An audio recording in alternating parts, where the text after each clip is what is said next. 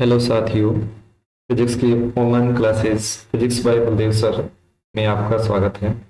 मेरे YouTube channel @Baldev third या physics bye Baldev sir को ज़्यादा से ज़्यादा सब्सक्राइब करें ताकि आपको 11th और 12th की ज़्यादा से ज़्यादा वीडियो आपको मिल सके। और आज हम 12th क्लास के फर्स्ट यूनिट का टॉपिक लेकर के आए हैं।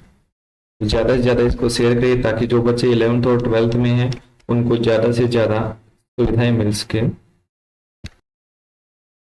12th क्लास का फर्स्ट टॉपिक यानी कि फर्स्ट यूनिट अपने पास है विद्युत क्षेत्र। विद्युत क्षेत्र में सबसे पहला बिंदु आता है अपने पास विद्युत आवेश। विद्युत आवेश क्या होता है, ध्यान से देखिए। अपने पास स्टार्टिंग में आवेश की कहाँ से उत्पत्ति हुई, किस तरीके से विद्युत क्षेत्र बना, उसको अपने पहले पढ़ते हैं। अब के सबसे पहले अपने को ध्यान में देने बात क्या है कि ग्रीस देश है। ग्रीस देश का एक वैज्ञानिक था जिसका नाम है थेल्स। थेल्स ने सबसे पहले क्या देखा, एम्बर नामक पदार्थ। एम्बर क्या होता है, एक प्लास्टिक की तरह का पदार्थ है। इस प्लास्टिक तरह के पदार्थ को जब ऊन से रगड़ा गया, ऊन से रगड़ने पर इसने देखा कि ये जो अपने पास पदार्थ था वो कागज और छोटे अपने पास जो मिट्टी या धूल के कण होते हैं या भूसे के छोटे टुकड़े होते हैं उनको अपनी ओर आकर्षित करता है। अब ये आकर्षित करने का गुण था, इसी को अपनों ने क्या बोला था, इलेक्ट्रिसिटी। क्यों बोला, क्योंकि एम्बर नामक पदार्थ को ग्रीक भाषा में इलेक्ट्रॉन बोलते हैं और इसी इलेक्ट्रॉन से नाम आधार पे अपना नाम पड़ा है इलेक्ट्रिसिटी, जिसको अपने बोलते हैं विद्युत। और इसको अपनों ने, इस गुण को अपनों ने क्या बोला था, विद्युत यानी कि आवेश। उसके बाद में एक नेक्स्ट इंग्लैंड के वैज्ञानिक थे गिलबर्ट। उन्होंने क्या देखा कि ये जो अपनों ने अभी तक गुण देखा था वो सिर्फ एम्बर में ही, अन्य पदार्थ जैसे कांच, एबोनाइट, प्लास्टिक, रबर इत्यादि में भी इसी तरीके से अपने को ऊन को ऊन से रगड़ने पर उसमें अन्य छोटे पदार्थों को आकर्षित करने का गुण आ जाता है। तो अपनों ने इसके बाद देखा पहले सिर्फ और सिर्फ किसमें था, एम्बर में। उसके बाद में देखा प्लास्टिक के जैसे अन्य चीजों में होता है। तो इस प्रकार से अपने ये बोल सकते हैं कि घर्षण के द्वारा उन वस्तुओं में क्या हो गया, आकर्षित करने का गुण आ गया और वही गुण क्या कहलाता है, आवेश कहलाता है। अब देखिए अपने नॉर्मली अगर देखते हैं तो अगर अपने बालों को अगर प्लास्टिक के कंघे या अपने पास प्लास्टिक के स्केल से रगड़ा जाए तो उसमें भी छोटी छोटी वस्तुओं को आकर्षित करने का गुण आ जाता है और यही गुण क्या कहलाता है, आवेश कहलाता है। तो अपने इसको इस तरीके से परिभाषित कर सकते हैं कि पदार्थ का वह गुण जिसके कारण वह अन्य छोटे पदार्थों को आकर्षित करता है वो गुण क्या कहलाता है, आवेश कहलाता है। और जिस पदार्थ में ऐसा गुण आ जाता है वो आवेशित पदार्थ कहलाता है। और 10th क्लास में एक अपनों ने अन्य परिभाषा पढ़ी थी कि पदार्थ का वह गुण जिसके कारण वह विद्युत क्षेत्र और चुंबकीय क्षेत्र प्रदर्शित करता है। विद्युत क्षेत्र और चुंबकीय क्षेत्र प्रदर्शित करता है, क्या कहलाता है, आवेश कहलाता है। अब ध्यान से देखिए विद्युत क्षेत्र कब प्रदर्शित करता है, जब आवेश Q स्थिर होता है। स्थिर होता है तो वो सिर्फ और सिर्फ एक ही विद्युत क्षेत्र, एक ही क्षेत्र उत्पन्न कर पाता है, वो कौन सा, विद्युत क्षेत्र। अगर अपने पास आवेश गतिशील है तो वो अपने पास विद्युत क्षेत्र के साथ साथ कौन सा क्षेत्र भी उत्पन्न करता है, चुंबकीय क्षेत्र भी उत्पन्न करता है। देखिए गतिशील आवेश होगा तो विद्युत क्षेत्र तो होगा, विद्युत क्षेत्र तो चाहे स्थिर है चाहे गतिशील है दोनों के लिए होगा। अगर पदार्थ गति कर रहा है तो उसके अंदर विद्युत क्षेत्र के साथ साथ चुंबकीय क्षेत्र भी उत्पन्न हो जाता है। नेक्स्ट इसमें अपने पढ़ते हैं कि आवेश के प्रकार कितने होते हैं। आवेश का आपने बता दिया कि वो गुण जिसके कारण रगड़ने पर वस्तुएं छोटी अन्य वस्तुओं को आकर्षित करती है, उस गुण को अपनों आवेश परिभाषित कर दिया। तब आवेश के प्रकार कितने होते हैं। अब अपने आवेश के प्रकार देखिए, मुख्यतः आवेश के दो प्रकार होते हैं। एक अपने पास होता है धनावेश और दूसरा अपने होते हैं ऋणावेश। अब इनकी उत्पत्ति किस तरीके से हुई उनको समझने के लिए कि कौन सा धनावेश है कौन सा ऋणावेश है, उनको समझने के लिए अपने एक एक्सपेरिमेंट करते हैं। सबसे पहले क्या किया गया कि जो अपने पास कांच की छड़ ली उसको अपने पास रेशम के कपड़े से रगड़ा और रगड़ करके एक धागे से लटका करके छोड़ दिया इस तरीके से। फिर दूसरी कांच की छड़ को रेशम के कपड़े से रगड़ा और धागे से यानी कि कुछ अलग स्टैंड पे लटका दिया। जब इन दोनों छड़ों को पास लेकर के आते हैं, उन दोनों छड़ों को पास लेकर के आते हैं यानी कि कौन सी, दोनों कांच की छड़ों को, तो वो एक दूसरे को प्रतिकर्षित करती है। इसके बाद में क्या किया गया, एबोनाइट प्लास्टिक की तरह का पदार्थ ही है एबोनाइट, उसको भी अपने क्या करते हैं ऊन से रगड़ करके अगर लेकर के आते हैं तो उस पे क्या हो जाता है, दो का सेम एबोनाइट की छड़ को पास लेकर के आते हैं तो उनमें भी प्रतिकर्षण का गुण पाया जाता है। तो अब देखिए, अब इसमें धनावेश और ऋणावेश, एक आवेश था जो अपने पास कांच की छड़ पे उत्पन्न हुआ था, दूसरे प्रकार का आवेश था जो एबोनाइट की छड़ पे उत्पन्न हुआ था। दो प्रकार के आवेश थे। इन्होंने बेंजामिन फ्रैंकलिन ने क्या किया, जो कांच पे आवेश उत्पन्न हुआ था उसको नाम दे दिया धनावेश। उन्होंने कहा था जो कांच की छड़ पे उत्पन्न आवेश होता है उसको धनावेश कहते हैं, और जो एबोनाइट की छड़ पे होता है उसको ऋणावेश होते हैं। और इस एक्सपेरिमेंट से एक गुण और आ गया कि समान जो आवेश थे वो एक दूसरे को प्रतिकर्षित करते हैं। जैसे कांच की छड़ को प्रतिकर्षित कर रही थी, एबोनाइट की छड़ को प्रतिकर्षित कर रही थी। लेकिन इसके बाद में एक एक्सपेरिमेंट और करके देखते हैं कि अगर कांच की छड़ के पास में एबोनाइट की छड़ लेके आए, यानी कि अपने बोल सकते हैं कांच की छड़ को अपनों ने क्या बोला था, धनावेश, एबोनाइट की छड़ को बोला था अपनों ने ऋणावेश। कांच की छड़ के पास यदि एबोनाइट की छड़ लेकर के आते हैं तो वो एक दूसरे को आकर्षित करती है। तो अपनों ने ये रिजल्ट निकाल सकते हैं कि विपरीत आवेश एक दूसरे को आकर्षित करते हैं और समान आवेश एक दूसरे को प्रतिकर्षित कर सकते हैं। ये प्रैक्टिकल करते हैं, ये अपने पास क्या करते हैं, किसी भी धागे से स्टैंड से बांध करके इन छड़ों को पास लेकर के आते हैं। समान छड़ों को लेकर के आते हैं तो वो प्रतिकर्षित करते हैं, विपरीत छड़ों को लेकर के आते हैं तो वो आकर्षित करते हैं। तो इसी के आधार पे आवेश के गुण बनाए गए थे। आवेश के गुण में देखिए, सबसे पहले ये आवेश का गुण है। आवेश के गुण के अंदर पहला पॉइंट क्या है, समान आवेशों में प्रतिकर्षण और विपरीत आवेशों में आकर्षण होता है। ये अपनों ने अभी एक्सपेरिमेंट से देख लिया। कांच की छड़ पे जो धनावेश माना था, वो धनावेश के पास धनावेशी छड़ लेकर के आते हैं तो वो उसको क्या करती है, प्रतिकर्षित करती है। और अगर धनावेशी छड़ के पास ऋणावेशी छड़ लेकर के आते हैं तो वो उसको क्या करती है, आकर्षित करती है। दूसरा पॉइंट, आवेश एक अदिश राशि है। अदिश राशि है, इसका मतलब यह है कि इसमें दिशा नहीं होती। दूसरी बात, अदिश राशियों का योग कौन सा होता है, बीजगणितीय योग होता है।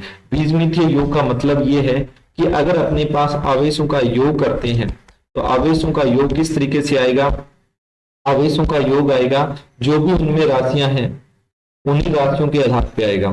जैसे अब अगर मान लीजिए अपने पास किसी भी निकाय में 3 आवेश है, ए Q1 है, Q2 है, Q3 है, तो अगर उनका बीजगणितीय योग करते हैं, जैसे कि अगर अपने पास कोई भी +4 आवेश है, +5 आवेश है और उसके बाद में एक जगह -3 है और एक जगह -2 है, तो अगर इसको अपनों ने समझाना है कि बीजगणितीय योग कैसे होता है, 4 और 5 जितने भी अपने पास धनावेशी संख्या होते हैं उनको एक साथ जोड़ो, ऋणावेशी संख्या होते हैं उनको एक साथ जोड़ो। 5 और 4 को जोड़ोगे तो धनावेश कितना हुआ, 9।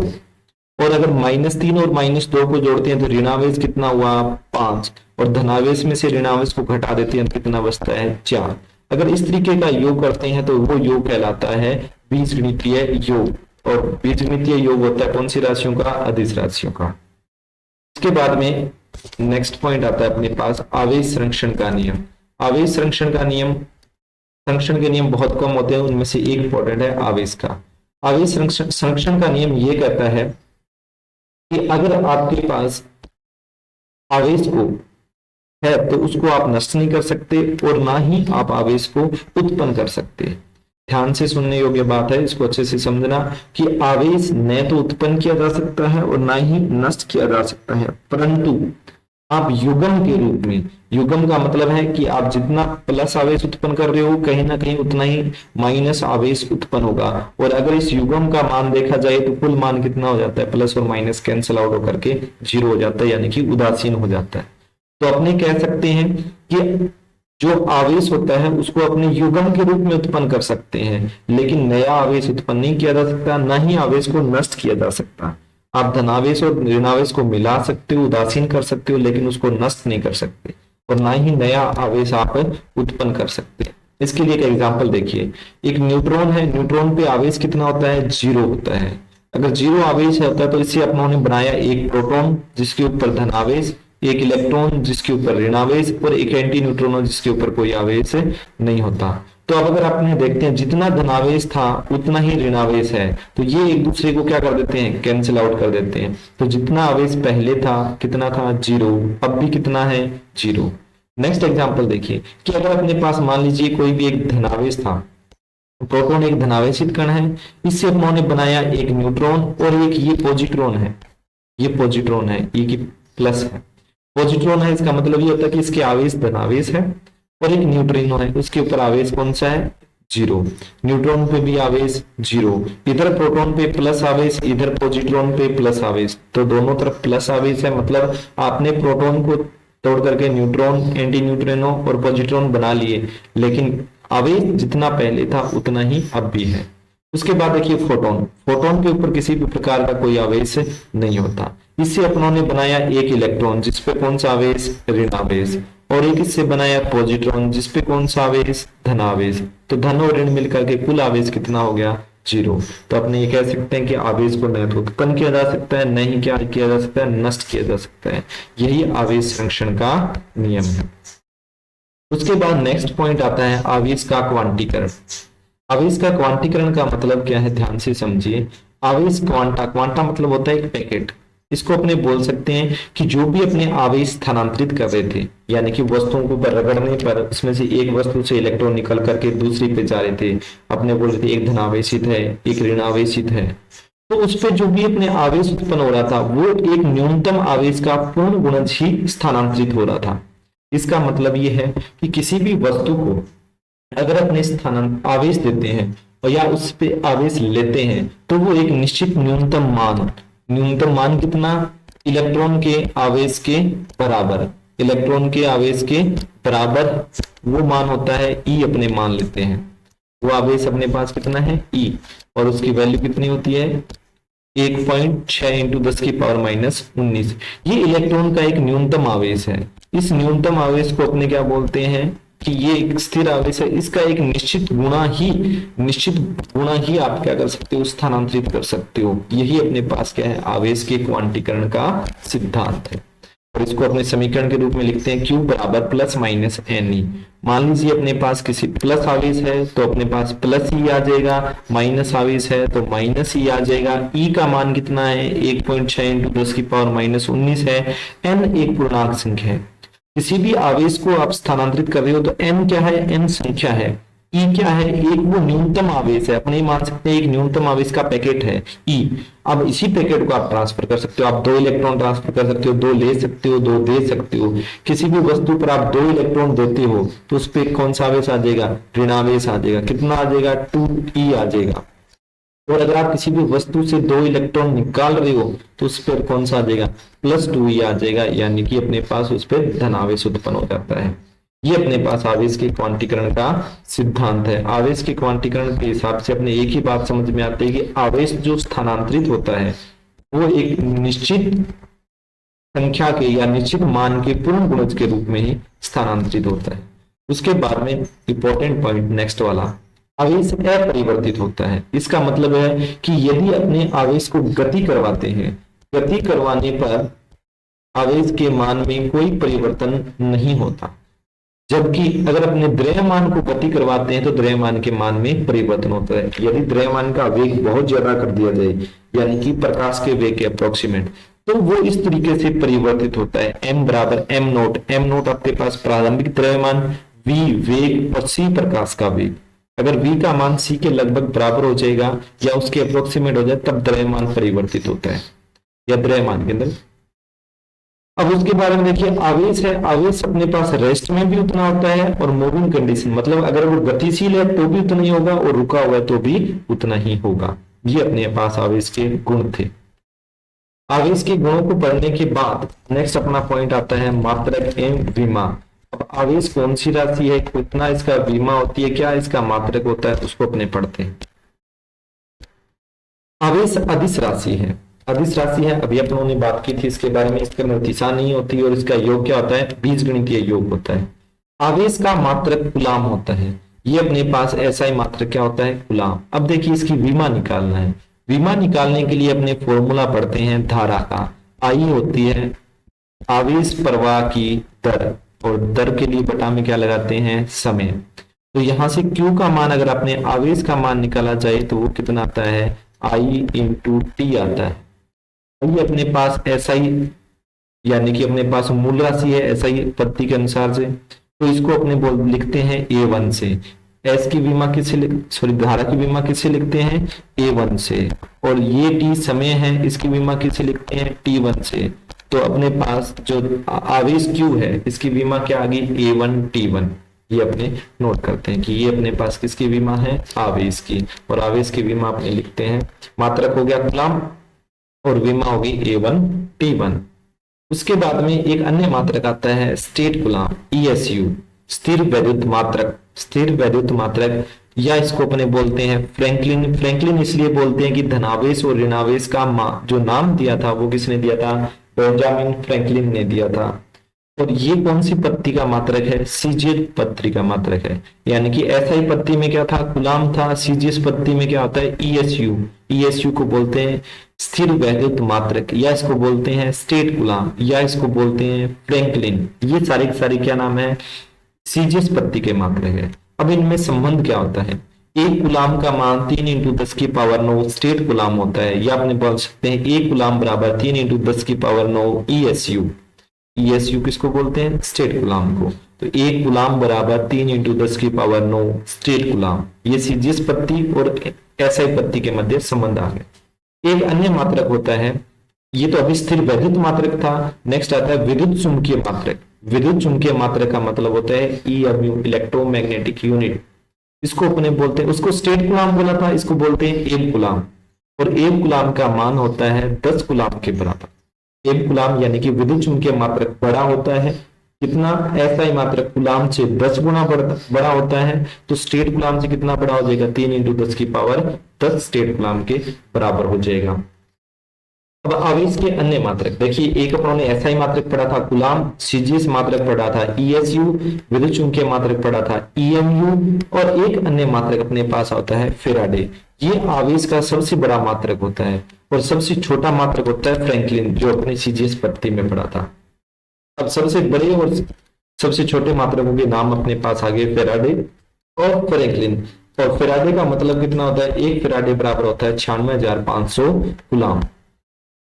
ये अपने को ध्यान में रखना। नेक्स्ट अपने पास एक न्यूमेरिकल आता है। न्यूमेरिकल में क्या है, ध्यान से देखिए कि एक कूलम्ब आवेश में कितने इलेक्ट्रॉन होते हैं। आपको Q का मान दे रखा है, Q का मान है कितना 1 कूलम्ब। 1 कूलम्ब ये आवेश का मान है। आपसे पूछा रहा है कितने इलेक्ट्रॉन, यानी कि इलेक्ट्रॉनों की संख्या पूछ रहा है, इसका मतलब n का मान पूछ रहा है। अपने पास फॉर्मूला होता है Q बराबर Ne, यहां से n का फॉर्मूला निकालते हैं तो Q/E। Q का मान अपने को दे रखा है कितना 1 कूलम्ब, बटा में E का मान अपने पास होता है 1.6 × 10 की पावर -19, और इसको सॉल्व करते हैं तो अपने पास आंसर आ जाता है 1 बटा में 1.6 × 10 की पावर -19 को सॉल्व करते हैं तो आपके पास मान आ जाएगा 6.25 × 10 की पावर 18। इतने इलेक्ट्रॉन आ जाएंगे एक कूलम्ब आवेश में। एक कूलम्ब आवेश में इलेक्ट्रॉनों की संख्या पूछी थी तो n का मान आ गया 6.25 × 10 की पावर 18 इलेक्ट्रॉन। नेक्स्ट अपने पास एक न्यूमेरिकल और आता है, देखिए इसको अच्छे से समझना कि अपने पास एक सिक्का है, एक सिक्के से कितने इलेक्ट्रॉन निकाले जाएं। एक तो अपने को ये ध्यान में रखना है कि इलेक्ट्रॉन निकालने हैं कि उस पर 10 की पावर 7 कूलम्ब आवेश आ जाए, तो यानी कि अपने को किसका मान दे रखा है Q का मान दे रखा है। तो सिक्के को आवेशित करने पर उसका द्रव्यमान किस तरीके से प्रभावित होगा। तो पहले तो अपने को यह देखने की इलेक्ट्रॉन कितने निकालने हैं। जैसे पिछला क्वेश्चन था n यानी कि इलेक्ट्रॉनों की संख्या का मान ज्ञात करना था, उसी तरीके से अब भी अपने क्या करते हैं इलेक्ट्रॉनों की संख्या का मान ज्ञात करना है। तो देखिए अपने पास फॉर्मूला था Q बराबर Ne, यहां से n बराबर Q/E। Q का मान अपने को दे रखा है 10 की पावर -7 कूलम्ब। E का मान अपने जानते हैं 1.6 × 10 की पावर -19, यहाँ पे रखते हैं 10 की पावर -7 बटा में 1.6 × 10 की पावर -19। इसको सॉल्व करते हैं तो 6.25 × 10 की पावर 11 इतने इलेक्ट्रॉन आ जाएंगे। अब आगे क्वेश्चन अभी तक कंप्लीट नहीं हुआ, सिक्के को आवेशित करने पर इसका द्रव्यमान किस तरीके से प्रभावित होगा। तो अगर अपने इलेक्ट्रॉन निकालते हैं, ये निकालने वाली चीज ध्यान से देखना कि इलेक्ट्रॉन अपने क्या कर रहे हैं निकाल रहे हैं, तो निकालने पर इलेक्ट्रॉन का द्रव्यमान होता है 9.1 × 10⁻31। चाहे कितना भी हो इलेक्ट्रॉन का द्रव्यमान होता है। इलेक्ट्रॉन का द्रव्यमान होगा तो अगर उसके अंदर अपने निकालते हैं अगर वहां से इलेक्ट्रॉन का द्रव्यमान वहां से निकालते हैं, चाहे कितनी संख्या में, देखो 10 की पावर 11 संख्या में निकाल रहे हैं, तो उसके द्रव्यमान में क्या हो जाएगी, कमी हो जाएगी। तो इलेक्ट्रॉन एक द्रव्यमान है होता है, उसमें द्रव्यमान को निकालेंगे तो उसके द्रव्यमान में क्या हो जाएगी, कमी हो जाएगी। ये देखिए इलेक्ट्रॉन का द्रव्यमान होता है, इसलिए सिक्के को धनावेशित करने पर उसके द्रव्यमान में क्या हो जाती है, कमी हो जाती है। नेक्स्ट अपने पढ़ते हैं आवेशन की विधियां। आवेशन की विधियां देखिए 3 विधियां होती है। पहली अपनी घर्षण, घर्षण को अपने पहले ही समझ चुके हैं कि घर्षण की विधि क्या होती है। घर्षण की विधि संपर्क द्वारा आवेशन, और तीसरा अपने पास आता है प्रेरण द्वारा आवेशन। 3 विधियां हैं, तीनों को अलग अलग अपने समझते हैं। पहला देखिए घर्षण द्वारा आवेशन। घर्षण द्वारा अपने अभी तक पढ़ा था, आवेश को जैसे ही परिभाषित किया था कि अगर 2 वस्तुओं को आपस में रगड़ते हैं तो उनमें इलेक्ट्रॉनों का आदान प्रदान होने के कारण एक वस्तु से इलेक्ट्रॉन निकल करके दूसरी वस्तु पर आ जाते हैं, तो जिससे एक वस्तु क्या हो जाती है, धनावेशित हो जाती है, और दूसरी वस्तु क्या हो जाती है, ऋणावेशित हो जाती है। तो यहाँ पर जैसे मान लीजिए कांच की जो अपने पास छड़ थी उसको रेशमी वस्त्र से रगड़ते हैं तो कांच पर कौन सा, धनावेश आ जाता है, और रेशमी वस्त्र पर क्या आ जाता है, ऋणावेश आ जाता है। इसी तरीके से अगर बिल्ली की खाल से एबोनाइट की छड़ या प्लास्टिक की छड़ को रगड़ाते हैं तो रगड़ने पर एबोनाइट की छड़ या प्लास्टिक पे क्या आ जाता है, धनावेश आ जाता है। और सूखे बालों से कंघी को रगड़ते हैं तो सूखे बालों पे धनावेश, कंघी पे ऋणावेश, उन्नी वस्त्र पे धनावेश और प्लास्टिक पे ऋणावेश। तो अब इनको कैसे याद करने हैं, याद करने वाला बहुत ही आसान सा टॉपिक है। देखिए कि अगर किसी भी प्रकार की जो चीज ऊन से बनी हुई है, ऊन यानी कि बालों से, किसी भी प्रकार की ऊन या अपने पास बाल है तो उस पे कौन सा आवेश आएगा, धनावेश आएगा। किसी भी तरीके की ऊन या बाल है तो उन पे कौन सा आवेश आएगा, धनावेश। और किसी भी तरीके का प्लास्टिक है, अपने को ये देखना, किसी भी तरीके का प्लास्टिक है तो उस पे क्या आएगा, ऋणावेश। जैसे बिल्ली की खाल के ऊपर भी क्या होंगे, बाल होंगे, सूखे बाल, ऊनी वस्त्र में भी क्या होती है, ऊन भी बाल ही है। तो इस तरीके से अपने पास इन तीनों पे किसी भी तरीके का आवेश आएगा, धनावेश। और प्लास्टिक, ये भी प्लास्टिक, और ये एम्बर और रेजिन, ये रबड़, ये भी एक प्लास्टिक के टाइप है। तो जिस भी तरीके का प्लास्टिक या रबड़ होता है तो इस पे कौन सा आएगा, ऋणावेश आएगा, और बालों पे कौन सा आएगा, धनावेश आएगा। अब सिर्फ एक बचता है कांच, कांच पे याद रख लो कौन सा होता है, धनावेश। तो इन चीजों पे याद रखना है, कांच और बालों पे क्या होगा, धनावेश, प्लास्टिक पे क्या होगा, ऋणावेश। तो इस तरीके से आप इसको बहुत आसानी से याद कर सकते हो, बहुत ही आसान है। एक कांच पे धनावेश होता है और दूसरा किस पे होता है, बालों पे। नेक्स्ट मेथड देखिए संपर्क द्वारा आवेशन। संपर्क द्वारा आवेशन का मतलब है कि वस्तुओं को क्या करना है, एक दूसरे के साथ संपर्क में लाना है। अब संपर्क में लाने के लिए अब इसमें कंडीशन क्या है कि एक वस्तु आपके पास पहले से आवेशित होनी चाहिए। वस्तु क्या होनी चाहिए, पहले से आवेशित होनी चाहिए। किसी भी तरीके की आवेशित हो सकती है, वो धनावेशित हो सकती है, वो ऋणावेशित हो सकती है, लेकिन आपके पास आवेशित वस्तु चाहिए। घर्षण विधि में भी उन दोनों को संपर्क में लेकर के आ रहे थे, लेकिन कंडीशन ये थी कि पहले दोनों वस्तुओं पे किसी भी प्रकार का आवेश नहीं था। यहाँ पे कंडीशन ये है कि एक वस्तु आवेशित होनी चाहिए, दूसरी उदासीन होनी चाहिए। जैसे पहला डायग्राम देखिए, पहले डायग्राम में क्या है, पहले डायग्राम में एक वस्तु धनावेशित है और दूसरी वस्तु उदासीन है। अब इन दोनों को क्या करते हैं, कुछ अलग स्टैंड पे रखी हुई है, उन कुछ अलग स्टैंड को पास लेकर के आते हैं। जैसे ही दोनों संपर्क में आती है, संपर्क में आने पे क्या होगा कि इसकी बाहरी सतह जो होती है, वो बाहरी सतह, दोनों की बाहरी सतह कंबाइन हो जाएगी। और आवेश का गुण होता है कि वो सतह पर फैल जाता है, तो ये दोनों चालक की सतह पे क्या हो जाएगा, फैल जाएगा। तो जितना भी आवेश पहली वस्तु के ऊपर था वो दोनों वस्तुओं की सतह पर फैल जाएगा। अब तीसरी डायग्राम में अपने को क्या करना है, इनको अलग अलग कर लेना है। कुछ अलग स्टैंड को दूर दूर कर देते हैं, तो ये अपने पास दोनों पे आवेश आधा आधा बढ़ जाता है। ये आधा आधा किस पे डिपेंड करता है, आकार पे निर्भर करता है। यदि इनका आकार समान है तो आधा आधा हो जाएगा, ज्यादा है तो उसका क्षेत्रफल पे ज्यादा आवेश होगा, और अगर अपने पास क्षेत्रफल कम है तो उस पे कम आवेश होगा।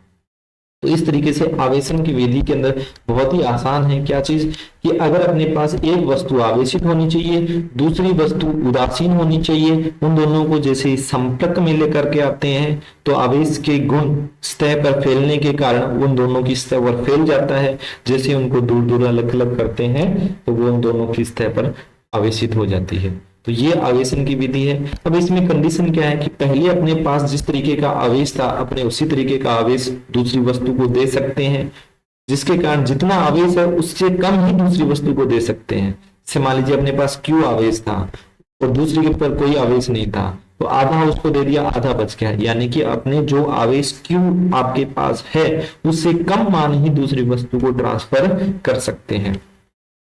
और यह पूरा का पूरा ट्रांसफर एक ही कंडीशन में हो सकता है कि यदि अपने उसके अंदर लेकर के जाएं, जिस वस्तु के ऊपर आवेश है वो दूसरी वस्तु के अंदर रखी गई है, फिर संपर्क के कारण सारा का सारा बाहर इस तरह पर चला जाएगा। इस कंडीशन में आप सारा आवेश स्थानांतरित कर सकते हो। इसके अलावा जो भी आवेश स्थानांतरित होगा वो हमेशा क्या होगा, कम ही होगा जो आपने ले रखा है उससे।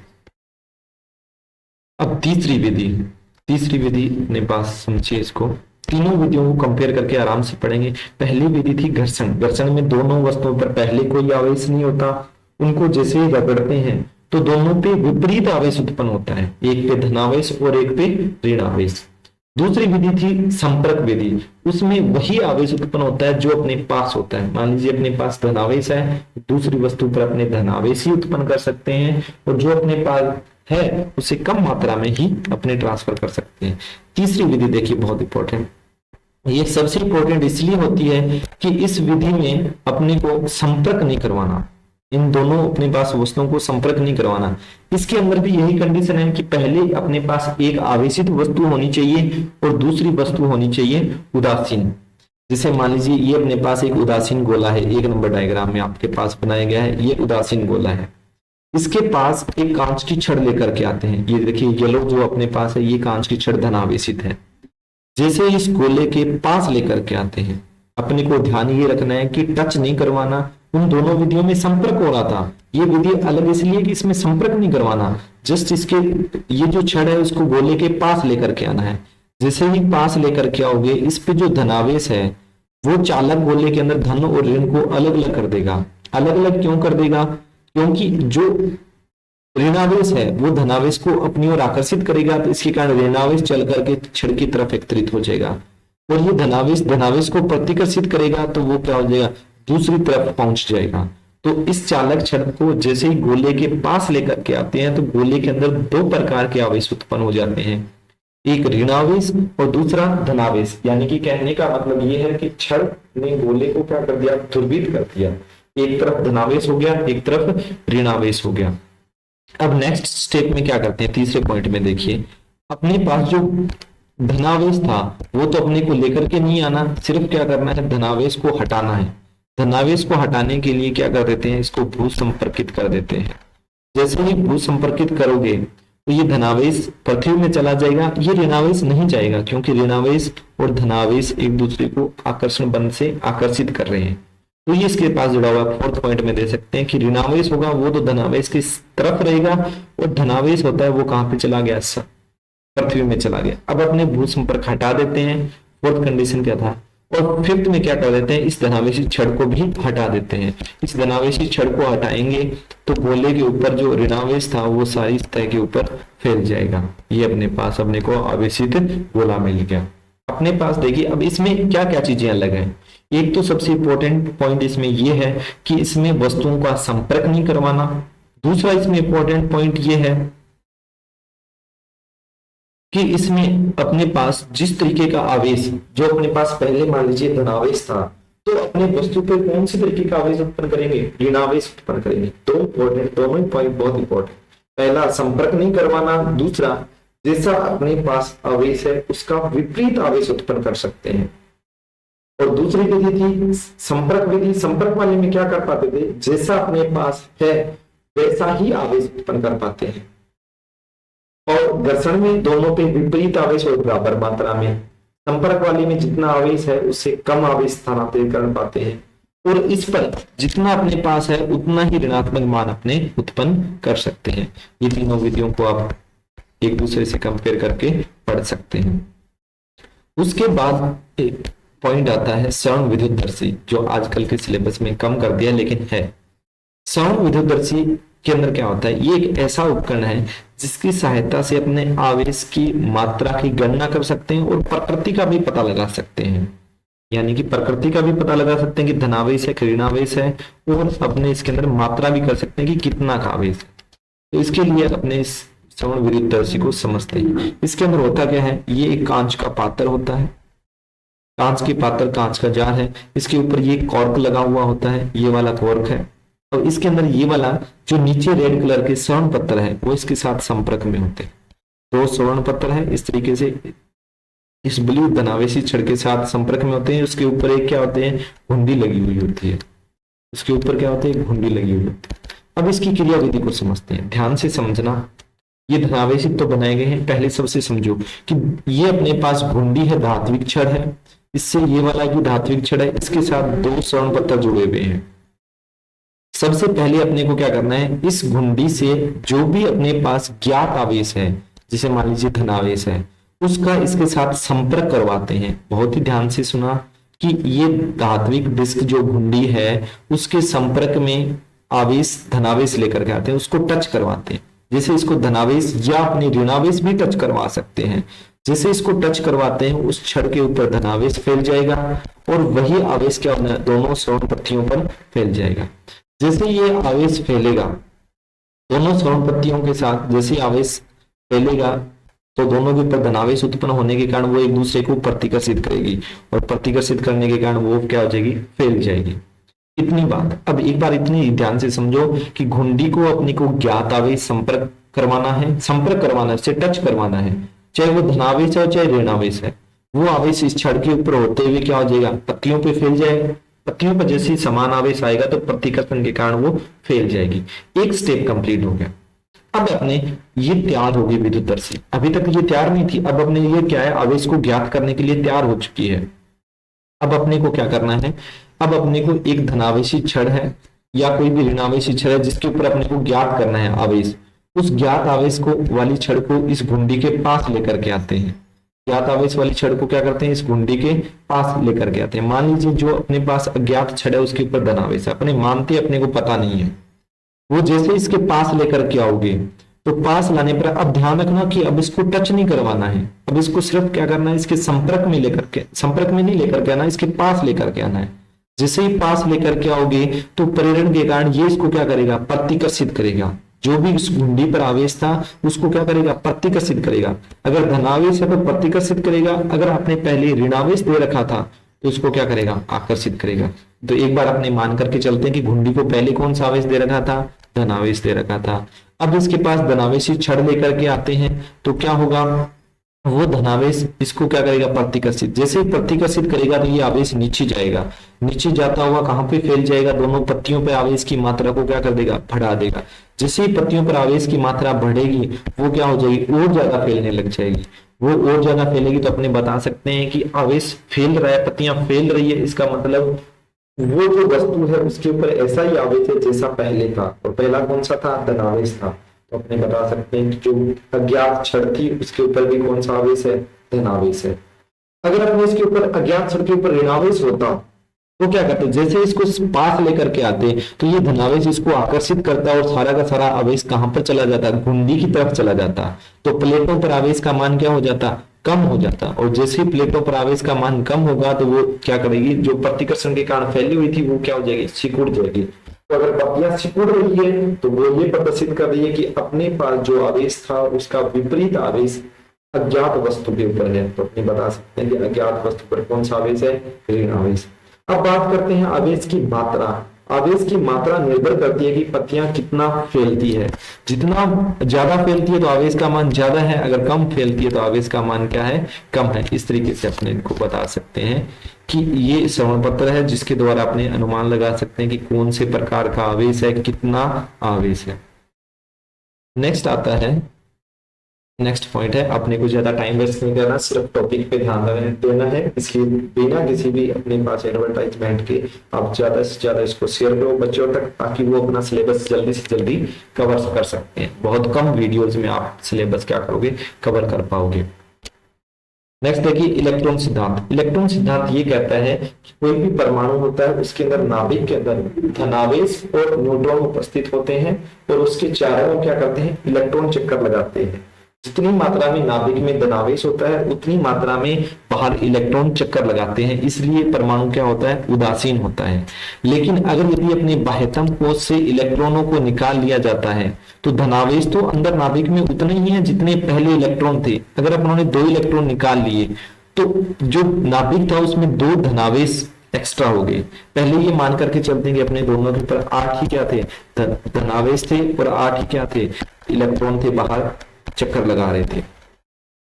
तो अगर अपने इसमें 2 इलेक्ट्रॉन निकाल दिए तो बाहर कितने बचे, बाहर बचे 6, बाहर बचे 6, और अंदर धनावेश कितने हैं, 8। तो 8 में से 6 तो उसको उदासीन कर देंगे, बचेंगे कितने, +2। इसका मतलब अगर किसी भी वस्तु से अपने इलेक्ट्रॉन निकाल लेते हैं तो पीछे कितने बचेगा, धनावेश बचेगा।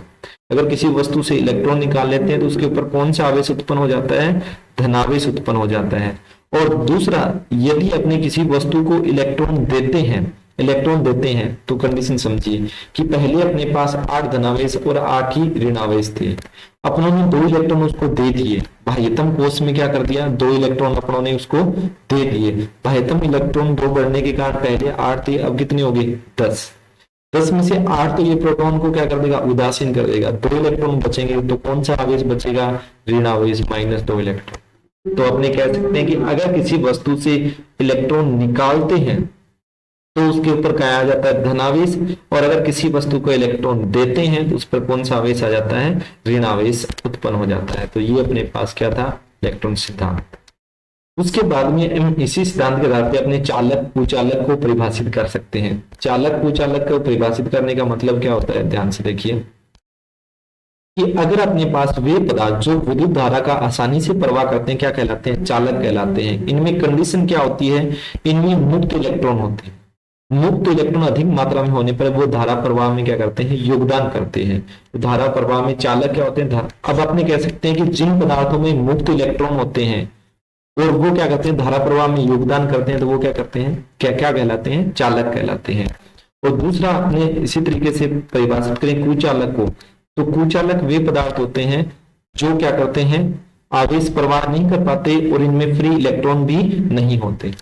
जितनी भी प्रकार की धातुएं हैं वो सारी की सारी क्या होती है, चालक होती है। उनमें बहुत ज्यादा मात्रा में क्या होते हैं, फ्री इलेक्ट्रॉन होते हैं, तो वो बहुत ही आसानी से धारा को प्रभावित करती है, इसलिए बहुत सुचालक होती है। सोना चांदी ये सबसे ज्यादा सुचालक होते हैं। तांबा भी अच्छा चालक होता है जिसको अपने घरों में यूज करते हैं। उसके बाद बात करते हैं जितने भी जीव जंतु है, मानव है, इनकी कोशिकाएं होती है वो भी चालक होती है। अपने में से करंट आता है, करंट आने का कारण यही होता है कि अपने क्या होते हैं, चालक होते हैं, और आवेश अपने में से पास होते हुए कहाँ पे पहुंच जाता है, पृथ्वी पे पहुंच जाता है।